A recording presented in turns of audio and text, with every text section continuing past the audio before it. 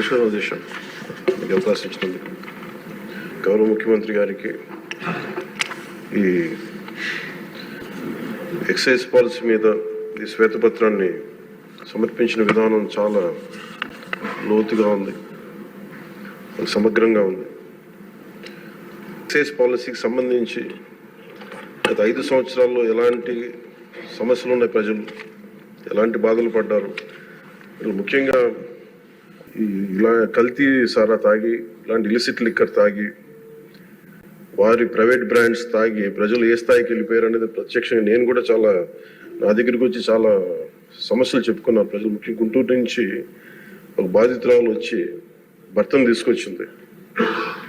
భర్తను తీసుకొచ్చి నా భర్త నన్ను కొట్టేస్తున్నాడు, మీరు మాట్లాడండి, వీళ్ళు మందు తాగిని చెప్పి ఆవిడ పాపం బాధపడుతుంటే ఉళ్ళ దెబ్బలు చూపించింది. భర్తను అడిగితే భర్త ఏమన్నాడంటే, నేను ఎప్పుడు ఇలా చేసేవాడిని కాదు, మందు తాగగానే నాకు అట్లా అయిపోతుంది, ఇది నర్వస్ డిజార్డర్ వచ్చేస్తుంది, న్యూరలాజికల్ డిజార్డర్ వచ్చేస్తుంది అనేది తర్వాత దీంట్లో తెలియదు అధ్యక్ష.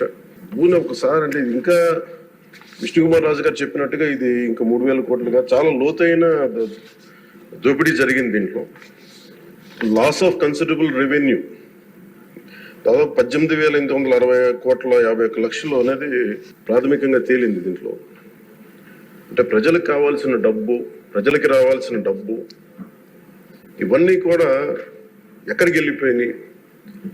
నిన్న ప్రధానమంత్రి గారు మనకి కేంద్రం బడ్జెట్లో మనకి 15,000 కోట్లు ఇవ్వగానే ఇందాక గౌరవ ముఖ్యమంత్రి గారు చెప్పినట్టుగా మనం అందరం చాలా ఆనందపడ్డాం. దీంట్లోనే నిజంగా ఈ 15,000 చిల్లర కోట్లు మనకు వచ్చిందంటే అసలు క్యాపిటల్కి ఇబ్బంది కూడా ఉండేది కాదు. పోలవరం చాలా వరకు అయిపోయాయి. ఇవన్నీ పక్కన పెడితే అధ్యక్ష, నిన్న రివ్యూ చేస్తా ఉంటే ఒక 20,000 తీసుకున్నాడు ఒక అధికారి, మన ఏసీబీ వాళ్ళు తీసుకున్నారు. ఇంటర్ డిపార్ట్మెంటల్ ఎంక్వైరీ చేస్తాం అని చెప్పేసి ఒక రివ్యూ ఏదో కేసు గురించి చదువుతా ఉంటే తనకి కాంపెన్సేషన్ రావాలి, తనకి కోర్టుకి వెళ్ళారు. అది మాట్లాడుతున్నా ఒకటే అనిపించింది, ఒక చిన్నపాటి ఉద్యోగి తప్పు చేస్తే 20,000 రూపాయలు లంచం తీసుకున్నాడని చెప్పి, లంచం తీసుకున్నందుకు ఏసీబీ ఎంక్వైరీ ఉంది, లేదంటే డిపార్ట్మెంటల్ ఎంక్వైరీ ఉంది. అలాంటిది రాష్ట్ర వ్యవహారాలు నడిపే ముఖ్యమంత్రి కానీ వారి సంబంధిత సభ్యులు కానీ స్టేట్ ఎక్స్చెకర్కి 18,860 కోట్ల రూపాయలు పైచిలకు ప్రప్రథమంగా ఇక్కడే మనకు తేలుతూ ఉంటే వీళ్ళు శిక్ష పడకుండా ఎలా తప్పించుకుంటారు? శిక్ష పడాలి. మనకి నైతిక బలం, నైతిక హక్కు ఎలా ఉంటుంది అధ్యక్ష? మనకి ఒక అధికారి 20,000 రూపాయలు నువ్వు తప్పు చేశావు అని చెప్పి ఏసీబీకి పట్టిస్తున్నావు.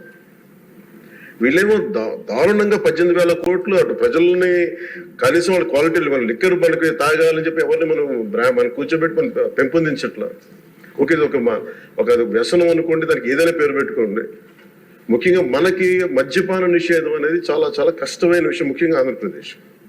ఒకవైపు యానాం, ఇంకోవైపు మనకి మధ్యప్రదేశ్, ఇంకోవైపు చూస్తే మనకి తెలంగాణ, ఒరిస్సా, తమిళనాడు, కర్ణాటక, ఇన్ని బార్డర్స్ ని షేర్ చేసుకొని మద్యపాన నిషేధం అనేది ఇప్పుడు చాలా కష్టసాధ్యమైన విషయం. గతంలో కూడా చేశారు, సాధించలేకపోయాం.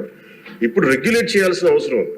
ఇందాక గౌరవ సభ్యులు బుచ్చయ్య చౌదరి గారు చెప్పినట్టుగా, ఒకటి స్టేట్ ఎక్స్చెకర్కి లాస్ జరిగింది, ప్రజలకి ఆరోగ్యానికి హాని జరిగింది. దాంతోపాటు అసలు ఈ వ్యసనాన్ని తగ్గించే పరిధిలో కూడా కొంత ఉన్నారు, కొంత బడ్జెట్ కేటాయించాలి. ముఖ్యంగా డీ అడిక్షన్ సెంటర్స్ కానీ వీటితో పాటు కేటాయించాలి.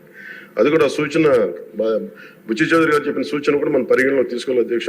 ఎందుకంటే రేపొద్దు దీంట్లో మనమే కనుక 18,000 కోట్లు ప్రస్తుతానికి వస్తే దాంట్లో కనీసం ఒక సర్టెన్ శాతం, ఒక 10% అంటాం, ఎంత పర్సెంటేజ్ పెద్దలందరూ కూర్చొని, విఘ్నులందరూ కూర్చొని దాంట్లో కొంత డీ అడిక్షన్కి దాన్ని ఖర్చు పెట్టాలి అధ్యక్ష. కేవలం దాన్ని ఆదాయంగా చూడకుండా అట్లీస్ట్ ఒక 10% డీ అడిక్షన్గా దాన్ని డీ అడిక్షన్ సెంటర్స్ ఖర్చు పెట్టాలి.